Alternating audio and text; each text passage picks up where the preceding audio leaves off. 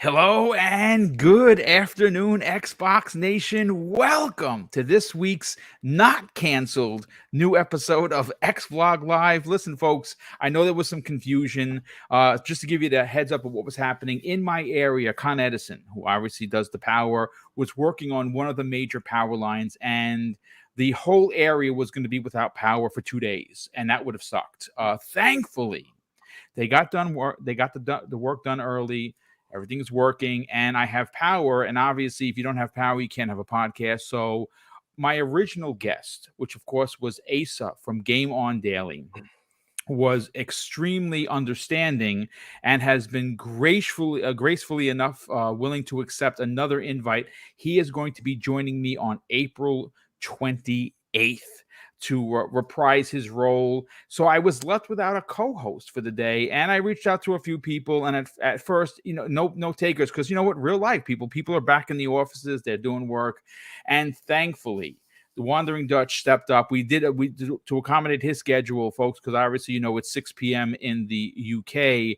He was getting home from work, so we did the show an hour later. So the show is going to be an hour. The two topics of conversation are going to be ID at Xbox, which is obviously led by the incredible Chris Charla. He has put out a blog post, and I didn't even know this. The program is 9 years old this year, and they've done some really big work. But one of the things that's interesting is how much money Microsoft has spent and paid out to these developers who apparently, according to some tropes, don't get paid by Xbox. But we're going to get into that in a second. And the back end of the show is, again, folks, I know that Xbox Game Pass cannot be compared to Sony's newest PlayStation Plus offerings, because it's literally apples to pineapples. They have an apple in the name, but it's not the same service. There is a narrative that's seems to be working about, even within our social circles, but also within the gaming industry media.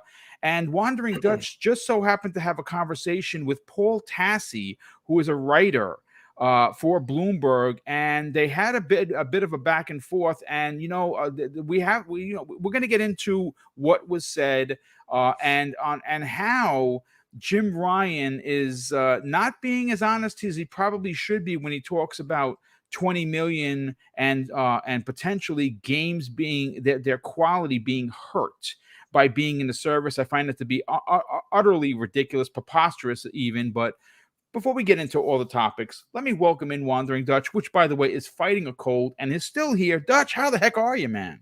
Yeah, I'm all right. I'm all right. I've got two big glasses of water here. I've throat infection, but I've got to go to work, so I thought, it is. I can do a good hour with Boom. So I'm looking forward to the show. Wow. Well, listen, it's great to have you here, brother. We're going to get right into it.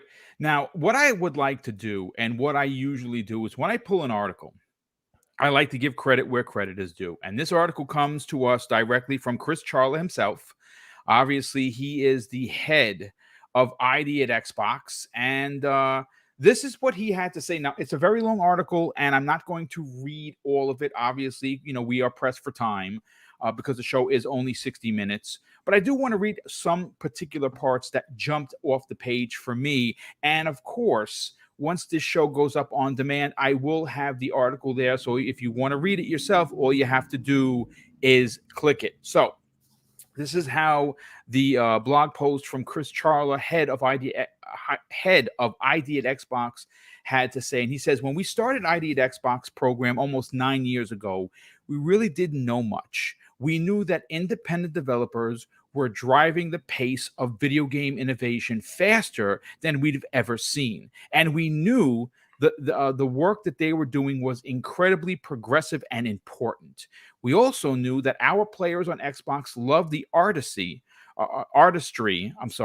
and diversity delivered by these developers, and that to make sure our players got the best, most diverse array of games possible, we had to do everything we could to help developers maximize their success on the Xbox ecosystem.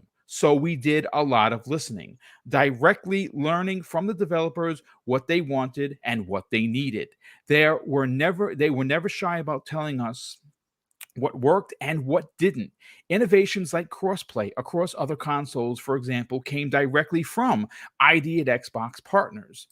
Stemming from their feedback and requests, we made a lot of changes to our back end publishing systems and even our app framework. These changes seem mundane, but they were really important as we seek to enable independent developers to ship their games easily across Xbox and PC. Now, one of the tropes that Dutch and I were just talking about behind the scenes is for the indie community, it always has been spoken about, both in the social circles, which, you never know who you're going to get, and even within the gaming media, that somehow or another, developers are not paid by Xbox. Like somehow they're not getting their just due. Well, thanks to Chris, we have some numbers to throw around here to obviously extinguish these trope fires that have been burning for what seems like years. And he says the results have exceeded our wildest dreams. Since the program's inception, independent developers have earned more than $2.5 billion. That's right, folks, billion in royalties and total revenue generated by the ID at Xbox partners on Xbox doubled over the last 3 years. These are staggering numbers, and it speaks to the power of the independent developers. Now, get this, folks. He also continues and says this. We've also paid developers and publishers across Xbox hundreds of millions of dollars in Game Pass license fees. There are amazing games out today on Xbox and on other platforms that would have never existed without the support of Game Pass members. And that's really been the most incredible phenomenon, ensuring that millions of Game Pass members get to experience some of the best independent games ever created has been transformational for Xbox players and developers. Okay, so Dutch, I want to go right to you on this. This is a big revelation for a lot of reasons. You and I have talked about it on Primetime Gaming. We have talked about it on many of your shows. We've talked about it on many of my Xbox Factor podcast shows. Here is the proof that Xbox does not exploit the indie development community. And you know what? Actually, before I actually bring you in on the conversation, there is one thing that I want to talk about, Dutch, and I want to bring it all the way back to 2008. Now, this was a time, 2008 was a huge year for gaming, but specifically for Xbox because of the summer of arcade. It was probably my favorite time in Xbox history. It ran from 2008 to 2013. Sadly, the program did not come back like I was hoping it would be because I loved every week you had a new game. Now, granted, things have changed and we are getting new games pretty much every day, every week, especially through Xbox Game Pass.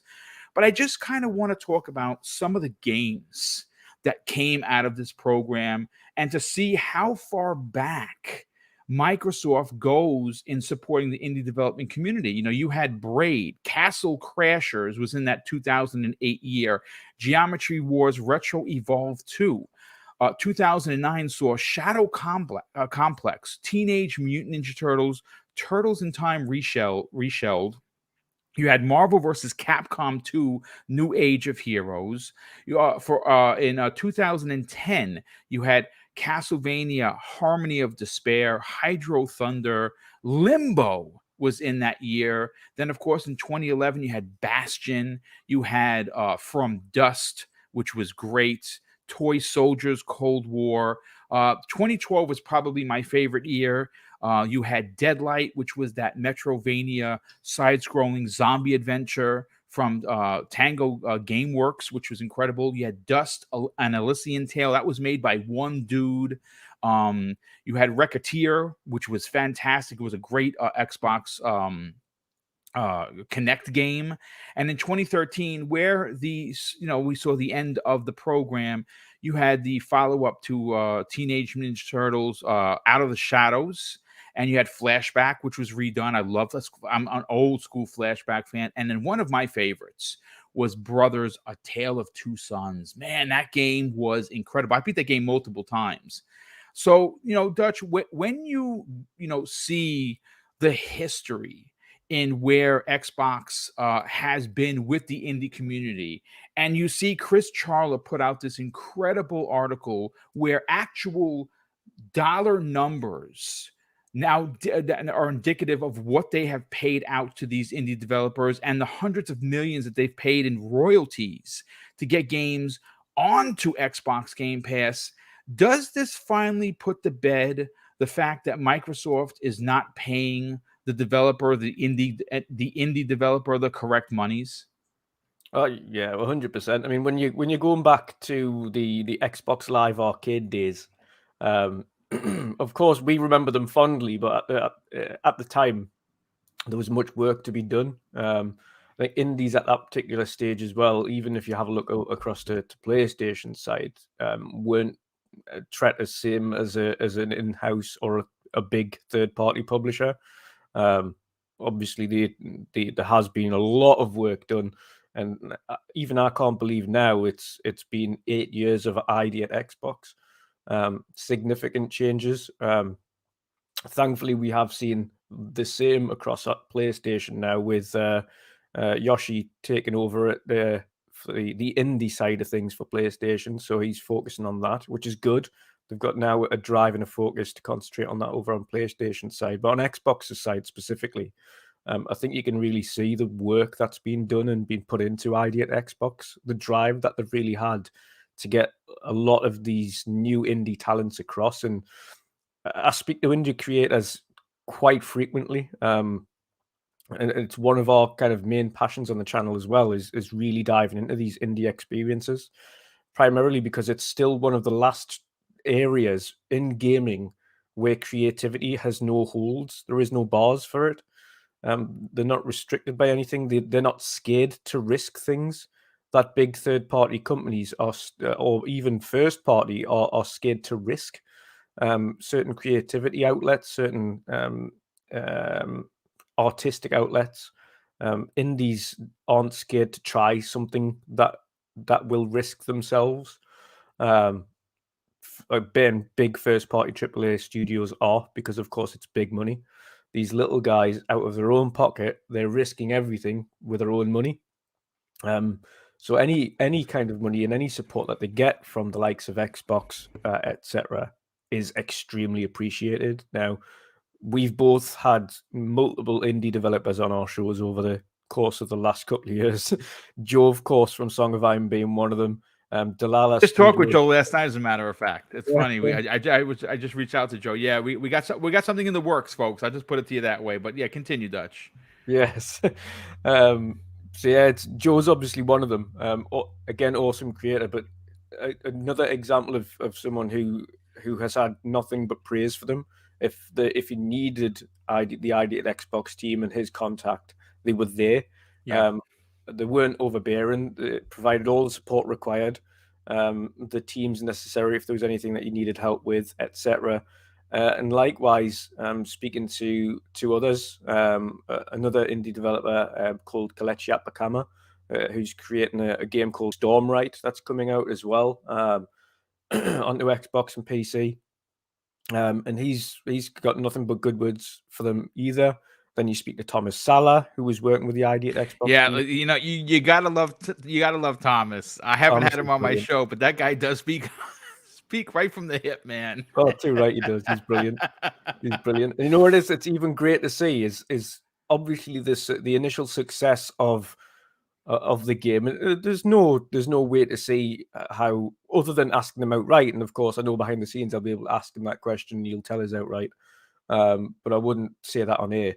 But he'll tell us kind of what the relative success of it what on Xbox would have been. But I can tell you now, the fact that he's managed to now be able to port that over to PlayStation and Switch and over to Stadia and on Steam Deck and get Bulwark expansion going for it and VR expansion, that tells me that his go into Falconeer, going into Xbox in the first place, definitely provided him that step up to get that game elsewhere. And of course, he's got an awesome publisher as well in Wired Productions, who's one of the best indie publishers out there, in my opinion. But yeah, such great guys, and you know what it is across the board. I've like I say, I've spoken to numerous ID developers, those who've worked with the ID program, and I haven't heard a bad word about working with the ID at Xbox team from top to bottom. Like, all of them are very much like well aware that it boils down to how well their game does is how much they get in earnings. It's got nothing to do with certain things, and of course going into whether or not you go into Game Pass and how successful that is. But we do know one quote, of course, from Thomas Sala and the likes, and when we mentioned how, what is it like going from getting your game into from normally being on Xbox to going into Game Pass, and he's like, the only way I can say it without mentioning actual numbers is it's as if an entire city plays your game in one day. Like, that is the difference between being in Game Pass and not. You'll either get a couple of thousand people or an entire city's worth of people, and that's what Game Pass did for him. And that's what ID as well. ID at Xbox does. It creates more opportunities for those that are within the ID program to get into a service like Game Pass and give more eyes on them. And there, you end up getting the knock-on effect, because those games don't remain indefinitely in Game Pass, which means that they're always subject to sales, and more people buy them because they want to keep them or support indie developers. So it's absolutely awesome. Yeah. I mean, listen, I just want to read a couple of more excerpts from the article that Chris wrote, and this is where you ever wonder how big this program is for Xbox. Here's some numbers. He says, we're proud that more than 4,600 developers from 94 countries worldwide are looking to deliver experiences to players via Xbox, including more than 1,000 creators who have signed up to the ID at Xbox program over the last 2 years. That is incredible. And it continues with even over 3,000 games from independent developers on Xbox, we still have a long way to go. One area we talk to developers and players about is discoverability. Teams across Microsoft work every day to help solve discovery challenges so players can find games they love, and in turn ensure developers find the audience for their games. I mean, it's one of those programs that doesn't get a lot of talk. I mean, we heard some stuff from GDC, but I love the fact that we're taking time out of today's show to highlight the indie community. And again, like Dutch said, we know several of the indie community. Joe being, and if you don't know who Joe is the one that created solely Song of Iron. Yeah, he had some help on the back end with the music and some of the stuff, but he made that game. And if you didn't know, that game came from when he played D&D as a kid, which is freaking awesome. I not only has he been on the show just to kind of just hang out, like he's just like one of us, because he is, but I've also had the chance to interview him for Song of Iron. And obviously he did put something out on the interwebs last week that he, a screenshot of something he's working on. And, hopefully we'll get him back on the show to talk more about that. But again, it's just one of those things that I'm glad, Dutch, that we're here to kind of just bring the light to a subject that a lot of people, especially in the online and surprisingly, Dutch, even in the gaming media, somehow took Microsoft as being this big bully that had all of these developers drop games on there, and they were paying them by the penny. Yeah. And I'm happy that this article came out. I'm happy to know that ID at Xbox is celebrating its 9th year, in the industry. I think it's big. And I mean, we've seen people like, I'm sure everyone knows who Zemi Games is. He obviously was on Breakfast with Boom. He was on the Xbox Factor podcast. He is an indie developer. He created Back to School with one other dude, and it's actually selling pretty well. Now, granted, It unfortunately he had to launch it through the creators program, and we're hoping at some point that his game, which I think is tremendous, I think it's fantastic, and especially because it's educational, I'd love it to be added to ID at Xbox. I think that it is special because it's different. It's not a game that has you just chopping up zombies. It's actually a game you can sit with your kids and learn something. And it's and like I said, for me, what stands out, what jumps off the page, is the aesthetics on the chalkboard and how it sounds. It's really cool, and it's only $5.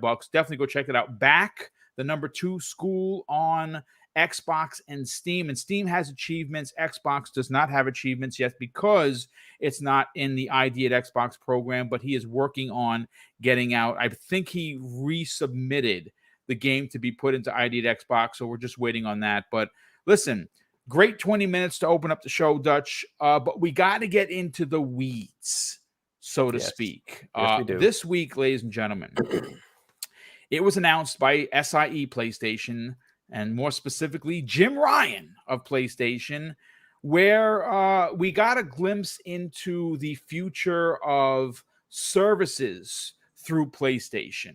And obviously, I've been very vocal about this. It is a service that does not speak to me because as much as I appreciate and truly have an affection for a lot of the IPs that Sony has, and they have quite a bit of them. And I go all the way back to the PlayStation 1 with Battle Arena Toshinden and Ridge Racer when those were launch titles.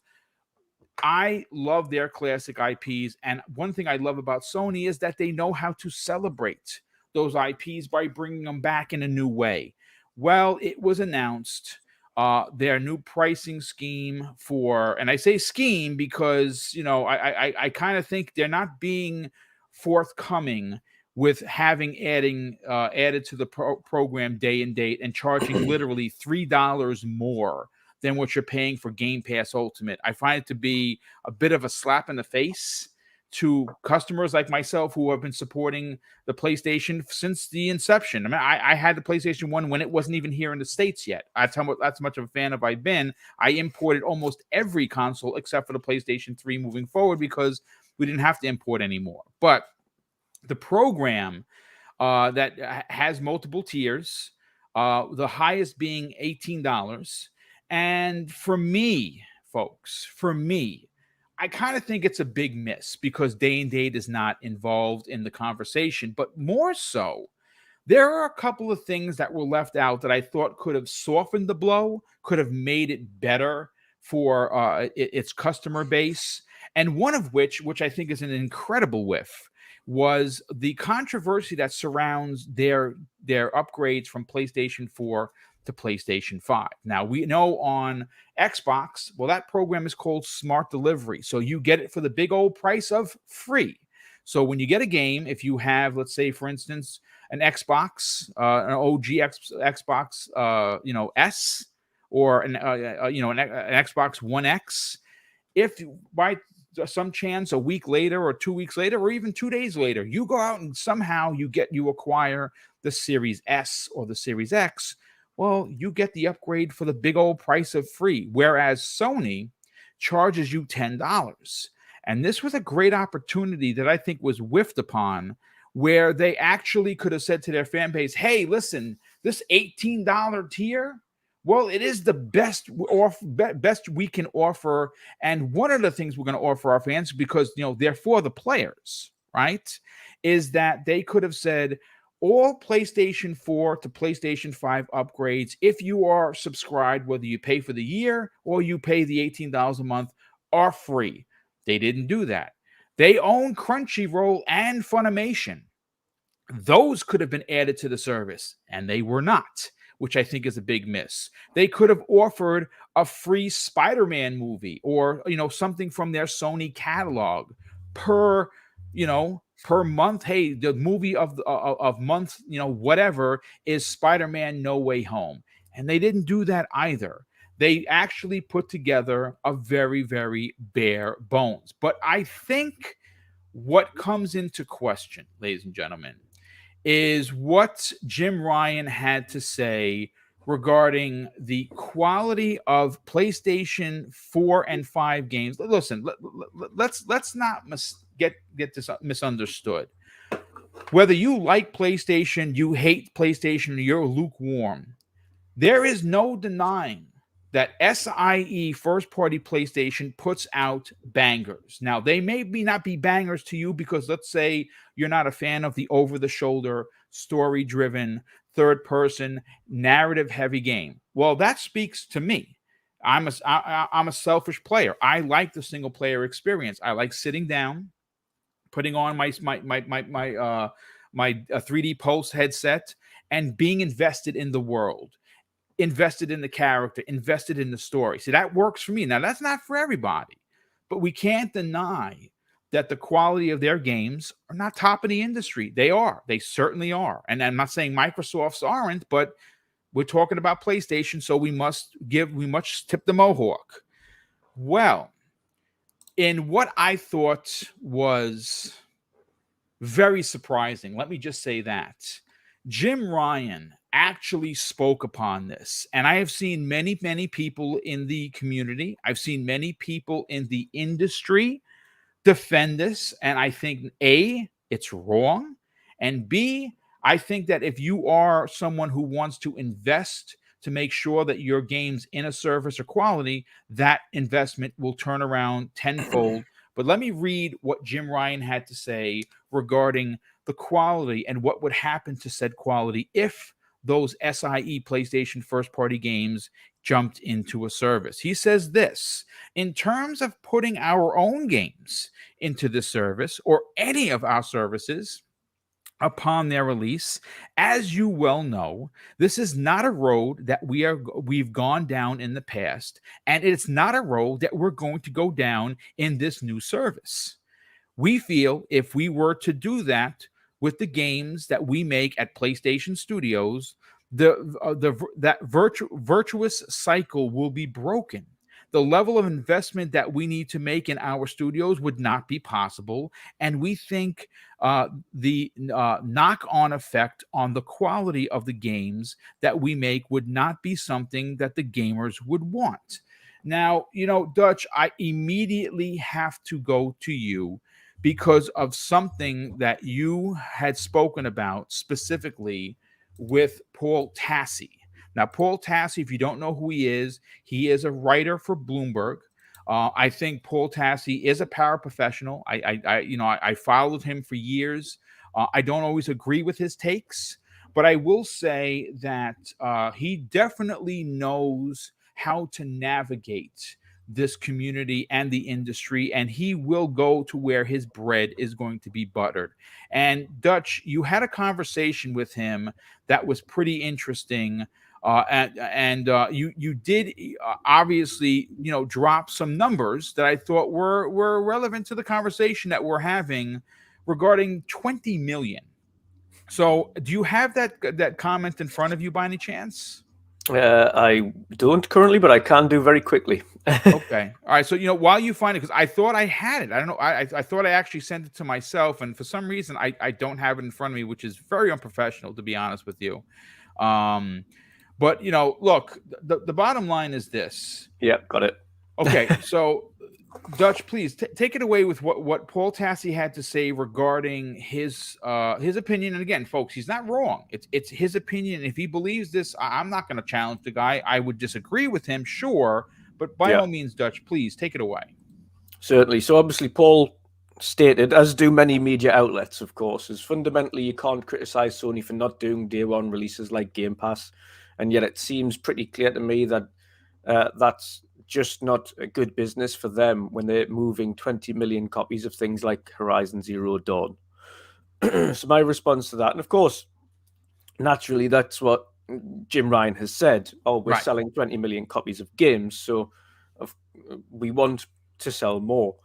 That isn't the norm for PlayStation Studios, and to be honest, it is quite infrequent. So my response was simply just given the figures to kind of state that the 20 million number really needs to be kind of knocked on the head, because it is it's disingenuous. Let's say. Yeah. My status was simply that sales amount is few and far between, and not the norm for PlayStation Studios. 20 million is not that common. It's only common for Nintendo. Horizon Zero Dawn, 20 million. God of War, 20 million. Spider Man Original, 20 million. Ghost of Tsushima, 8 million. Days Gone, 8 million. Roughly, of course, because obviously the studio head said around 8 million by the time he'd left. Uh, Miles Morales, 6.5 million. Final Fantasy VII Remake, still not on Xbox, 6 million. The Last of Us 2, and this is the funniest part. So, The Last of Us 2, 4 million and stopped reporting. No sales Yes. data since. And, you know, Horizon we had a Forbidden- conversation about that too, Dutch. yeah, We seem to believe that if it would have been a significant number, and they again, would have I'm not going reported to it. get into my opinions of The Last of Us Yeah, 2. I think graphically it was an unbelievably gorgeous game. yeah. I love the weapon crafting. But I did not enjoy the story. I thought that it was very disjarring for me when they kept doing the flashbacks. But I don't want to get into that. But to your point, Dutch, Yeah, if this would have been a 20 million seller, but rest assured, Sony would have told us so. yeah, of course, of course. And last but not least, Horizon Forbidden West, which hasn't had any sales update No, since it nothing. launched. Yeah. Nothing. Um, it tracked below, and we know it was tracking below the previous in the series. Yes. Yes, But we it don't know the did. From figures. what we understand, and folks, this is unofficial chatter, so please don't say "boom said it" because it's true. I'm saying what I've heard Yeah. is based on some people I've spoken to, that it did not meet or succeed past the original in regards to its sales. And no, I don't necessarily think it's the quality. I mean, I am going to say that there are a ridiculous amount of bugs, which is why I stopped playing it. Story wise, graphically, it's beautiful, but it did have a lot of bugs. We do know one thing for sure is that sales dropped 80%, unfortunately, for that IP once Elden Ring released the next week. I mean, we mentioned it the other week as well, though, when I was speaking on the the um the release quality of the games very Oh, recently. someone actually just said it. You know what? Funny you should say that. There've been a few super chats. I will get to every one of them. Don Otaku in the chat, Dutch, drops a very generous $10 super chat and says this: just like you can't judge Xbox's game quality for this gen by last gen standards, we have to judge Sony's quality by what they've dropped this gen so far, and it hasn't been top quality like last gen. And he's on to something with there, because Gran Exactly Turismo what we've been 7 saying. Yeah, we said is it last. it, Was it last month? Sure. Was it a couple of weeks back when we were yeah, a speaking couple on this? weeks back, I believe. And we were mentioning that. I said we specifically stated it's uncommon for Sony to release games with this amount of issues. Yes. And that was including GT7 and the issues that they've had with that and the consumer feedback. And then you're talking on the quality issues with Horizon Forbidden West in terms of its performance problems. And then you had issues pretty much all generation long. There's been issues so far with pretty much most of the games released by first party studios at PlayStation. Yep. Which you didn't see commonly on the tail end of the last gen for PlayStation. So I don't understand kind of what's going on there with them. It's usually, and again, the reason we hold them to a high standard is because they've brought that high standard upon themselves. They have a high standard because they've released high standard games. Correct. Where we would benchmark the rest of the industry against them. So naturally, when they don't meet their own standards, we will notice. And unfortunately, it hasn't been up to snuff, should we say? Well, I look. The bottom line is, if you're comparing apples to apples, and you look at what Sony has done this gen, it is clearly not the same quality work. Their games releasing without bugs in the last gen was indicative of the quality of the games. That's a reality. We know that they even have an entire studio that's simply there to do all the end of a game's development cycle, the polishing and the fixing of bugs that they don't even talk about, and that's why their games come out with such incredible polish. Obviously, folks, we cannot discount the fact that COVID was a thing. And still remains to be a thing. I think people think it's over. Trust me when I tell you, folks, it's not. People are still dying. So obviously, things have gotten better, sure, but it's still challenging. Game development is hard, man. This is why I never got into it, because I didn't want to learn how the magic. I didn't want to know how the magic. It would have ruined it for me. I don't want to look behind the curtain. I just want to play games. But I really have to dig my heels in the sand here and say not having day and date is not only disappointing, but to suggest, and this is coming from Jim Ryan, folks, this is why I'm disappointed, for him to come out and say that somehow or another, if these high quality AAA bombs that they're known for would drop into a service, that somehow the players, us, the people that buy the games, would be disappointed with the quality. I think it's disingenuous at best, to be honest with you. It's slightly insulting to the quality of his studios as well. If he's saying that the quality is going to drop because it's going into a service, then what is he saying, that the developers are going to care less about the games that they're creating because it's going into a service? I don't think that's the case. I don't think it's the case either. But I do want to listen. We again, Dutch and I were talking for a bit before we started the show live, and one of the things that I discussed with Dutch is that opinions, right? Everyone has one, and you may disagree, but it's still your opinion, right? Hard to argue actual numbers. Like, numbers can't be, they can be manipulated, but you really can't argue hard fact numbers. And what am I talking about? Well, just for the number aspect of this conversation, at 25 million subscribers, which we know Xbox has, right? That's been confirmed, right? The number's out there. I think it's a little bit more. Dutch thinks it's a little bit more. I have some people that think it's like King David, good friend of the program, good friend of the community. He thinks it's closer to 30. I would tend to agree with him, okay? We know that there is a $5 option for PC. We know there is a $10 option for console. And we know that there's a $15 option for Game Pass Ultimate.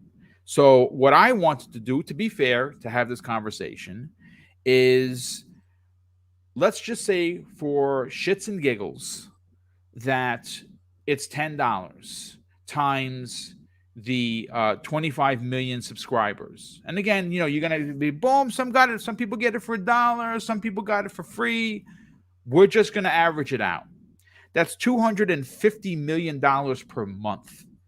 Not a year, $250 million per month is what Xbox and Microsoft are bringing in from this one service. That is not people buying games. That is not people spending money on DLC. That is simply the service fee. $250 million per month. So we hear Jim Ryan, head of SIE PlayStation, say that somehow or another their quality was going to be hurt. We've heard people in the community and in the industry say that, well, it doesn't make any sense for them to add because they sell so many games. Well, Dutch was so great to add this list, completely dissipates that narrative of every game sells 20 million, because it doesn't. And that 20 million is over years. That's not 20 million out of the gate. Spider-Man 2018, as great as it is, and it's an amazing game, no pun intended, it took a long time to get to that 20 million. And that's Spider-Man, the face of Marvel, right? Last of Us 2, they stopped giving us numbers. I wonder why that is. I wonder why we didn't hear how many numbers Horizon Forbidden West sold, because it didn't sell that well, right? But here's the thing, folks. Here is where I feel that the disingenuousness of it all comes into play. If there was an Xbox-esque service for PlayStation, instead of the 10%, and it's probably less than that, right? That we know there's 118 million PlayStation 4s in the wild. Let's just say 120 for giggles. We know that they sold about 15 million of the PlayStation 5s, right? So I'm no mathematician, but that's 135 million consoles in the wild between the PlayStation 4 and the PlayStation 5. 10% and usually less than that are what buy their first party games. That's a fact. That's an absolute fact. That's not fiction. That's not my opinion. That is an actual fact. Less than 10% buy their first party games. But if you could entice the community to support your new service by day and date releases, how many more people would play these games? Because engagement numbers used to be laughed upon when Microsoft was reporting numbers and not console sales, right? They were laughed out of the room. And then when Sony did it, they got it right. They have all these players. Look at all this engagement. Somehow when Sony does things, it seems to be the thumbs up. When Microsoft does things, it's like the Drake thing, right? Like he's looking away from it. And that's again, folks. That's my opinion, sure, but I'm not BSing you here. I have no reason to, right? I'm not getting paid by Microsoft. I'm just a retired knucklehead who likes Xbox and likes gaming. But I think that saying and suggesting that your incredible games would take a dip in quality is kind of almost like taking a shot at Microsoft without actually saying it, because he's obviously when you compare Xbox, you have to talk about PlayStation. When you talk about PlayStation, you got to talk about Xbox. I mean, that's just a fact. So he didn't specifically say that Xbox's games are not quality because they're in a service, but him saying that his games, SIE's games, PlayStation Studios games would take a hit. I find that to be not only disingenuous, I think it's preposterous at best. Dutch, you want to add anything to this conversation? Yeah, I don't understand why he thinks they would take a hit. That sounds like a personal financial thing that he says, essentially. And this is my opinion on what Jim Ryan's saying there. This is not based on any fact. It's just a case of the way I'm interpreting the way he's saying things. So he's essentially saying that if it went into a service, then either the quality would drop because some form of demotivation for the studios, which I can't understand. Because let's face it, those same studios were pushing Jim Ryan to get the games on PC because they required it. That was all of the studios. And Jim Ryan had to listen essentially in the end because all of the studios come together and said, we want our games on PC because we want more people playing them. So you're telling me that they wouldn't want their games in a service where more people would be able to play them? Or would they're not bothered about, at the end of the day, Sony owns them studios. They don't have a financial problem above their heads. It's Sony that has the financial problem above their heads that they've got to think of. Like, none of these studios have to worry about how much this is costing or how much this is costing, etc., because the parent company controls that. So that shouldn't be a financial worry for the studios at hand. So the quality-wise, in terms of the funding available for these studios, I don't understand why the funding would drop either. A subscription service goes hand in hand with the sales of the games. You're not forcing people to, and this is what we've been saying about Xbox Game Pass since it was in inception. You're not forced to get a subscription. You're also not forced to buy a game. If you want to buy the game, you can buy the game. If you want to play it on the subscription service, you can do that. If you want to do both. Right. Like, it's options. You can play it in here. If you like it enough and you want to keep it, then buy it and keep it. If you're worried about anything happening to it. and usually they let you know when a game is coming out. Well, first of all first-party games stay in Game Pass. Exactly. That's a fact. Right. That's exactly. A fact. You also get discounts and you get add-ons, and if what they're planning on doing is creating more multiplayer and live service games, then they're going to generate more through microtransactions. We already know that having the likes of Call of Duty, even just on the platform from microtransactions alone, they earn the best part of 235 million a year from Call of Duty's microtransactions, just from there. So you're telling me that, which equates to the funding for one major AAA game. Yes. So that's just Call of Duty. You're telling me that the subscription costs of 42 million PlayStation Plus subscribers isn't enough to fund another one or two major AAA? No, I do not believe that, Jim Ryan. I think your calculations and financial aspects of whatever you're doing in the studios is completely misguided. Uh, I don't understand where he's getting the thoughts from that some reason it's going to degrade the quality of the games. That would be, like I mentioned before, and like I said before, that would be disingenuous, I think, to the developers to state that the quality of their games is going to drop because they're going into a service. Why would it drop? Is all of a sudden the developers just not going to be good enough, Yeah. or they're just not going to care 100%. enough? They're not going to put enough effort in anymore. I don't think it's going to be anything to do with that. They've still got the same equipment. They've still got the same time if you're giving them the time. The onus, in terms of the financial onus of it, is solely down on Sony. And you're telling me then if it goes into a service, Sony are no longer willing to fund their studios? That sounds like a bit of a weird business plan if you're going to stop supporting growth. Well, I mean, again, listen, we're not businessmen, people. This is just our opinion on the bigger picture. Could we be wrong? 1,000% we could be wrong, no doubt about it. But if you wanna make this into just hey, let's have a conversation, it just doesn't make any dollars and cents. More people that play your games, and I know that we're going to see like one of the biggest things, and again, this is, to me, it sounds like a cash grab.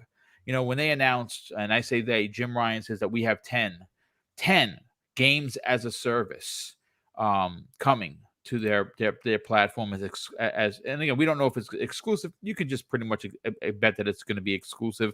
It's unlikely, and like Destiny is going to stay multi-plat. We know that, but the SIE games, they're going to stay on the service. You might be able to play them on PC, hopefully at some point. And that's the other thing.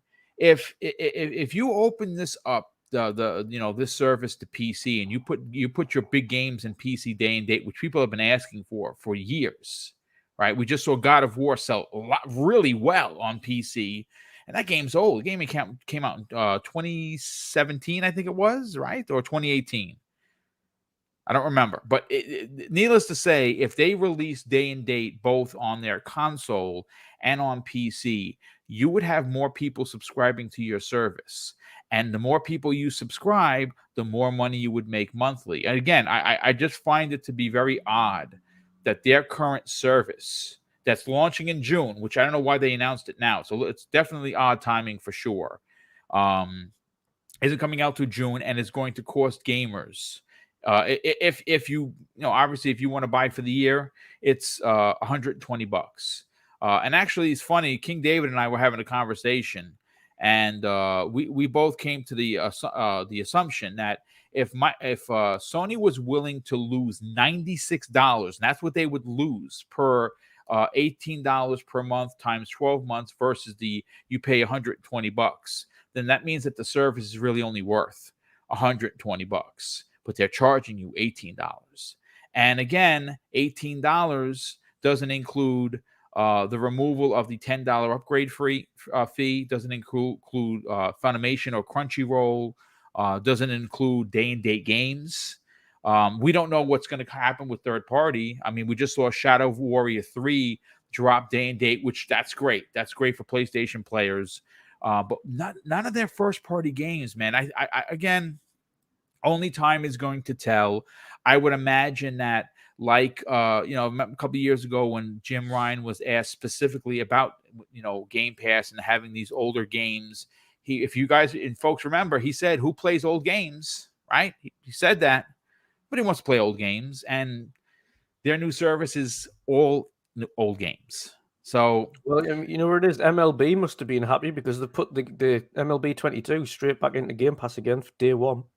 Yeah, it's interesting. The sales were even for both consoles, and it was an Xbox Game Pass. They sold just as many It was in copies. Game Pass day one. Yeah, Game Pass Day 1 sold as many copies on the Xbox as they did on the PlayStation, and it was an Xbox Game Pass day and date, and it's going to be an Xbox Game Pass again. That's a Sony first party. I was shocked then. I'm still shocked now. And someone had posted something. It's funny you mentioned that Xbox Game Pass players get to play the game 4 days early. Now, I saw a graphic. I don't know if it's real. If someone can in the chat could confirm or deny that. It did say some of the things that Xbox Game Pass subscribers were getting, and it was the 4-day early edition. And if that in fact is true, and that's the case, that does not look good for Sony, because this would have been a fantastic opportunity. If they would have launched the service when they announced it, they could have said, hey, you know what? Let's buck the narrative. Game Pass is getting MLB The Show. Well, guess what, players? We're for you. We're for the players. MLB Show in the new subscription, new $18 subscription starting this month.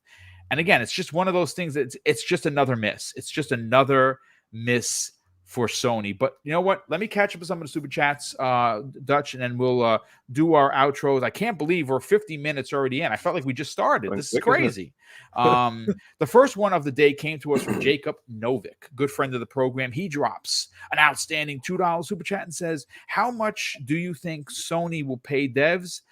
I mean, listen, I don't think Sony's going to rob anybody. To be honest with you, listen, they do some shady things, but they're going to have to pay. All you have to do, devs talk with each other, right? There a lot of them are good friends. Even Sony and Microsoft developers, they talk all the time. They sit down, they have a beer, they have a steak with each other. It's not the console war shenanigans you see online. It's actually they're real people, and they have friends in companies. I think that if they were grossly underpaying their indie devs, we would all know about it, because somebody from the indie community would be like, yeah, I'm not hanging out in PlayStation. They pay crappy. So I don't think they're gonna rob anybody, if that's what you're asking. We also have Drawn TJ, generous friend of the program. He drops in a $10 super chat and says, Xbox needs to make a program that gets public ideas for games and help that person make or buy it. I'm talking about people that don't know how to create a game but have a vision. Yeah, I mean, it's an interesting theory there, Drawn TJ. I mean that's a lot of investment, because you're talking about building a game is expensive. And you could sell your idea to potentially somebody, but from what I understand, talking with Zemi Games, the program that he launched his game in was excellent. So just again, for me, I just want to see him succeed and get his game into ID at Xbox. I think that would be huge for him. We have Bunty, generous friend of the program. He drops a $5 super chat and says, he's basically saying, if a movie don't go into the theater and go into a streaming service, it's not going to be good. Yeah, you could equate that to that. That's a very interesting take on there, Bunty, and you might be onto something. And here, Don Otaku, wow, Don, thank you so much, but he drops an additional $10 super chat. And I guess there was some chatter in there. It says, you can't compare PlayStation 20 million to Nintendo 20 million. No, you cannot. All the PlayStation's 20 million sales were console pack-ins, and they all went to about $10, while Nintendo did not. Did it all naturally without going lower than $40 and no pack-ins. And you know what? He's on to something. You tell me if I'm wrong. Go and try and buy Mario Odyssey right now. You're paying $60 for that game, folks. That game launched in 2017. You're paying $60. Never reduce their prices. Which is why I buy all of my games physically for Nintendo, because if I ever became poor all of a sudden, I got I'm sitting on a mint. Yeah, the only time you'll ever get a discount, and it's the only platform where buying physical makes sense. Yeah, 100%. Raiden Blade drops a £2 super chat and says, Jim looked at the books and said we are spending too much. I don't think they're spending enough, but I hear you, Raiden Blade. Thank you for that. Pixel Bit G, my brother, what's up, dude? He drops a $5 super chat and says, the only reason PlayStation 4 lineup looks so good last gen is because Xbox didn't have enough studios to challenge it. That is no longer the case. Indeed, it is not.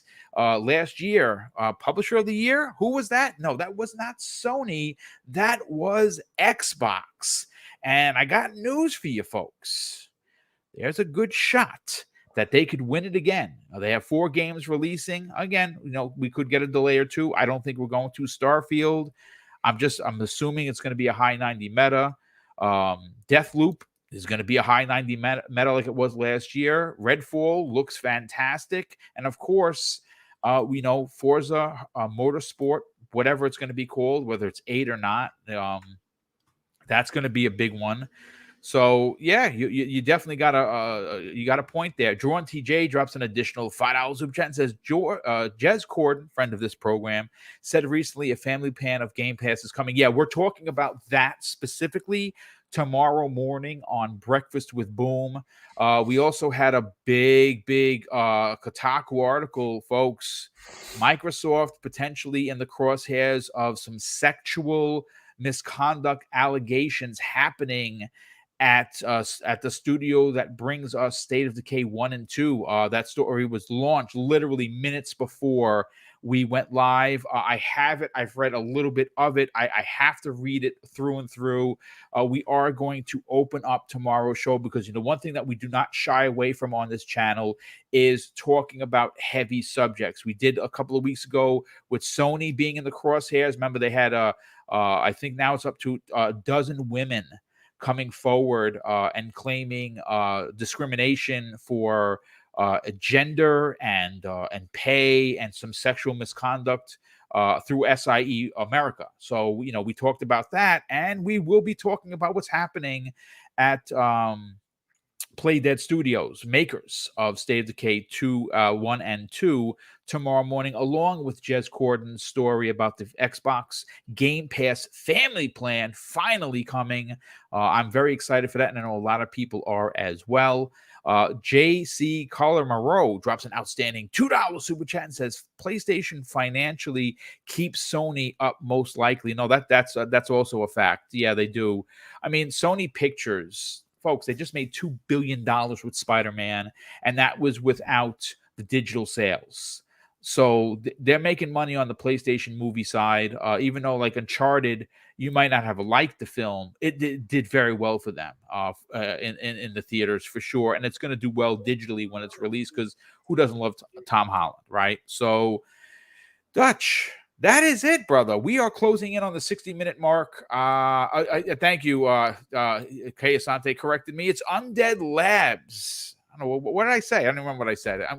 I'm old, folks. So there you go. I got it wrong and was just corrected by Kay Asante, good friend of the program, which, by the way, we're having a very, very big talk this Saturday on the Gaming Circle podcast, 10 a.m. Eastern Standard Time on his channel. Definitely check that out for sure. Wandering Dutch, thank you so much for joining us, brother. We definitely appreciate you being here, even though you're a little bit under the weather.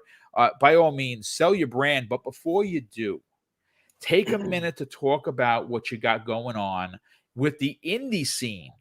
You're doing your second annual indie showcase. I'm a part of it. Several people in our community, in our circle, are a part of it. I'm so honored to be asked to come back because I did it last year, and I did my spiel is already out there. He has it. He's got the video. Raiden Blade, did I miss your super chat, brother? Hold on just a second. Here it is. Raiden Blade drops an additional £2 super chat and says, Boom, on your next show, talk about IGN and day and date. Yeah, you know what? We were going to talk about that today, but it's only a 60-minute show. So I promise you tomorrow morning, after we get through some of the heavy topics, because that one that was just released by that article released from Kotaku, I kind of want to read it through again, back and forth, and I will have some words to say. We will be talking about the IGN chart that was put out yesterday, and I have some things to say. I mean, it's look, I don't hate IGN, but what I don't like is when they're disingenuous, and that appears to have happened once again. Now, is it for clicks? I don't know. I don't run the publication. But when you put out a chart the way that they did yesterday, and the most important part of the conversation is day and date is not there, I think you're being disingenuous with the way you're reporting the news. That's again my opinion, folks. But we will get more into that. I know Crispy Bomb DM'd me. He wants to talk about that. So rest assured, Raiden, we will talk about that tomorrow because again, it's if you take the time and obviously it chart looked really well produced. There's a lot of information in there. Not having the day and date in there seems it's not an oversight, folks. It's just not. I'm not going to give them the credit for that. It's not an oversight, and it's not an accident. It's specifically pulled out of there to make the PlayStation 1 look more comparable to Xbox Game Pass. And again, I use the word, it's being disingenuous to its readers, and I don't like that. So I will continue that conversation tomorrow with the gang. And but again, Wandering Dutch, please talk about the indie showcase you got going on next month, and where can people check out your incredible YouTube channel? Yeah, most definitely. So obviously the indie showcase that we have going on the 23rd of April has a monumental amount of people involved now. Absolutely awesome creators. Of course, Mr. BoomStick XL right here for Double Barrel Gaming. You've got Lord Cognito, Mav Fun Speculation, Steel and Pong involved. You've got Bango Mango for the Hawaiian branch there at Talk Story Podcast. You've got, oh God, you've got so many. You've got Boxenberger. You've got, who else we got? I can't say that's unannounced. We've got two others that are yet to be announced. We've got another, we've got Duncan from Gamers Watch Podcast. You've got, who else? Kia Santi, of course, for the Gaming Circle Podcast. You've got... the guys over at Scottish, the Scottish contingent over from Thistledew Gaming, Zokins and Paul. You've absolute in the list. We've got 12 creators in total actually this year. I thought it was 10. It's 12, which is absolutely awesome. Two of them still unannounced. We've got some special guests. We've got some special announcements. We've got some special reveals. Over 70 games shown over the course of about 2 hours or so. It's a showcase where the talking is very much little, and we do the games do let the games do the talking, as we say. Some awesome stuff being shown off. Really ramped up the production quality and production value of the showcase as well. And I can't wait for people to see it. Of course, this week, taking just a breather away from podcasting, other than today, just to rest the throat and give that a bit of a break. But should be back to it at some point next week again, usually on Wednesdays for the Midweek Mix-Up podcast. And of course, that's where you can find us at Wandering Dutch on YouTube and Wandering Dutch on Twitter. Thanks again for having us, Boom. Well, thank you so much for being here. I couldn't have. Well, I mean, I could have had the show without you, which would have been boring as heck because I had listened to myself talk, and I can only take so much of my own voice, which I don't like. I hate my voice. When I listen to myself in podcasts, I shut it off because I'm like, yeah, I don't like my voice. A lot of people are like, yeah, no, you have a good voice. I don't believe you. Sorry. But anyway, listen, folks. We had almost 300 people here. Obviously, if you're still here, I would ask that you do hit the like button. If you're new to the channel and you're enjoying the weekly banter that I bring with 4 live shows, primetime gaming on Mondays, Xbox Factor podcast on Tuesdays, X-Vlog Live on Thursdays, and Breakfast with Boom on Friday mornings, consider subscribing. And before we get on out of here, you saw I posted it on this upcoming Monday. I'm proud to announce that Colt Eastwood and myself are doing a double channel crossover. That's right, folks. Colt Eastwood is going to be joining us for the first for 90 minutes on Primetime Gaming, which will be going live 30 minutes earlier. We're trying to accommodate everyone's schedule. So the show normally that starts at 7 will start at 6:30. We will run to 8 o'clock, and then myself and I believe the middle-aged game guy will be joining Colt Eastwood on his podcast on his channel at 8 p.m. to 9:30. It is a double channel crossover. And a big shout out to Colt Eastwood. He reached out to me about a month ago and said, hey, listen, I'd love to be on your show on Monday, and I'd love to have you on your show, on my show on Monday evening. How could we make this work? And that is the plan. You're going to get 3 hours of podcast greatness, first starting off on Primetime Gaming on Double Barrel Gaming, and then we're going to go right over to Colt Eastwood's incredible YouTube channel, which is closing in on 200K, which is unbelievably awesome. And that second half of the show will start at 8 p.m. Eastern Standard Time. And of course, that's happening, folks, this Monday evening, starting at 6:30 and ending at 9:30. So get ready for 3 hours of the best place to get all your news, reviews, and honest opinions. And of course, I'm going to say a big thank you to all of the super chats that came in. Those are being used, of course, to power the giveaways. And our next big one is going to be next month, a $300 giveaway for Easter. We're going to be doing that giveaway on that Breakfast with Boom the Friday before Easter. 4 $50 gift cards, along with 4 $25 gift cards, digital gift cards, to wherever you want them to. Xbox, Nintendo, PlayStation. You tell us, we deliver. And all you got to do is be in the chat, and you have a shot at winning. That's simple. And of course, I want to close out the show, folks, with something that is important to me. Hopefully one day it'll be important to you. And that's something that my dad taught us when we were kids. And he said, son, treat others how you want to be treated. And also, it doesn't cost anything to be nice. You live by those rules, and I can guarantee you're going to have an awesome day. So take care, everyone. We'll see you next week on the newest episode of X Vlog Live.